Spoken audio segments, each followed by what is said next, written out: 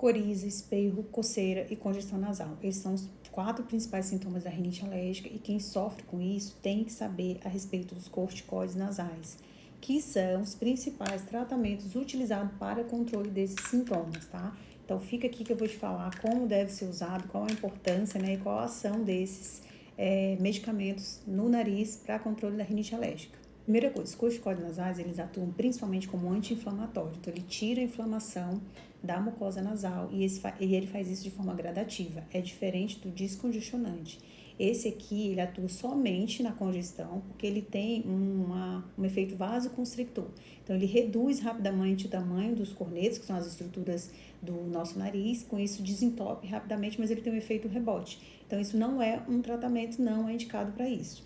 O corticoide não, ele é indicado para tratamento, porém o efeito dele é mais lento, então você não espera que você vai aplicar o corticoide nasal e imediatamente, como acontece com o descongestionante, as narinas vão abrir, não é assim. E aí que muita gente erra, começa usando spray, acha que não está funcionando e deixa de usar ali depois de 2, 3 dias, né, o que é um erro muito grande. O tratamento com os sprays, ele deve ser feito de forma prolongada, 30, 60, 90 dias ou até mais, tá? E aí entra uma questão que é uma dúvida frequente sobre o uso prolongado de corticoide. Quando a gente fala em corticoide nasal, a gente está falando de uma ação local, eles agem no nariz. Eles não têm uma absorção sistêmica, ou seja, não vai ali para o organismo, para o sangue, a ponto de causar efeitos colaterais como os corticoides orais causam, que é retenção de líquido, ganho de peso.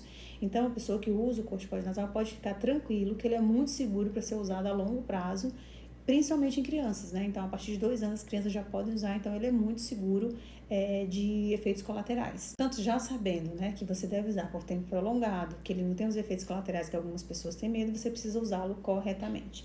Então, a forma correta de usar é aplicar os jatos no nariz.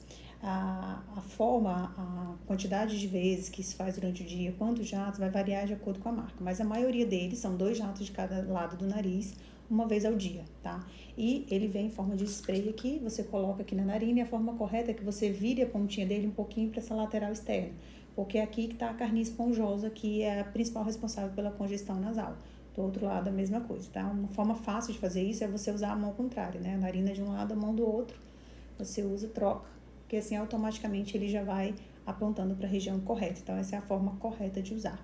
Uma dica, se você tem o hábito de fazer higiene nasal com soro, que eu recomendo, tá?